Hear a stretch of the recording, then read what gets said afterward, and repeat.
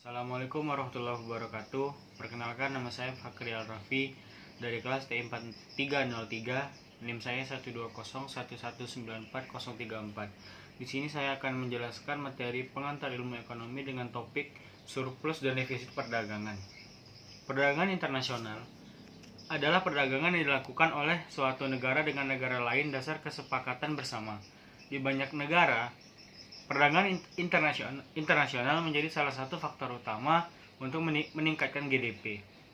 Meskipun perdagangan internasional telah terjadi selama ribuan tahun, dampaknya terhadap kepentingan ekonomi, sosial, dan politik baru dirasakan beberapa abad belakangan. Perdagangan internasional telah berkembang selama bertahun-tahun karena memberikan keuntungan yang berbeda-beda bagi perekonomian dunia.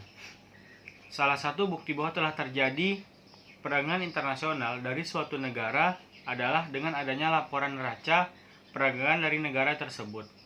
Dan kegiatan ekspor dan impor menjadi bagian penting dari neraca perdagangan.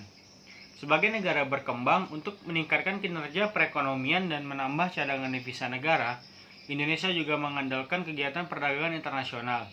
Perdagangan internasional Indonesia juga bergantung pada kegiatan ekspor dan impor. Ekspor dan impor di Indonesia dikelompokkan menjadi dua, kegiatan ekspor dan impor. Selain migas, komoditas non-migas yang diekspor Indonesia antara lain minyak nabati, batu bara, dan hasil-hasil pertanian.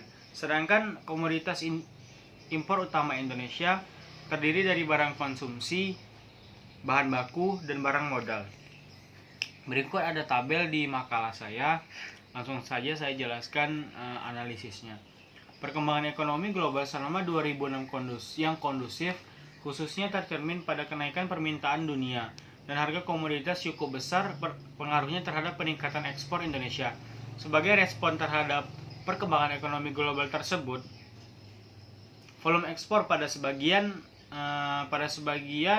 besar komoditas juga mengalami peningkatan. Meskipun pada krisis ekonomi yang terjadi pada tahun 2008, neraca perdagangan Indonesia masih menunjukkan angka positif sebesar 3,83 dolar Amerika. Meskipun lebih rendah daripada tahun sebelumnya, namun neraca perdagangan Indonesia tahun 2012 sampai 2014 mengalami defisit. Hal ini menggambarkan bahwa kinerja ekspor Indonesia selama kurun waktu tersebut lebih rendah dibandingkan nilai impor barang yang didatangkan di Indonesia. Defisit neraca perdagangan terbesar terjadi pada tahun 2013 yaitu 4,06 miliar US dollar. Mungkin dari sedikit penjelasan di atas dapat disimpulkan bahwa perdagangan internasional adalah perdagangan yang dilakukan oleh suatu negara dengan negara lain atas dasar kesepakatan bersama. Di banyak negara, perdagangan internasional menjadi salah satu faktor utama untuk meningkatkan GDP. Sebagai negara berkembang, untuk meningkatkan kinerja perekonomian dan menambah cadangan devisa negara, Indonesia juga mengandalkan kegiatan perdagangan internasional. Perdagangan internasional Indonesia juga bergantung pada kegiatan ekspor dan impor.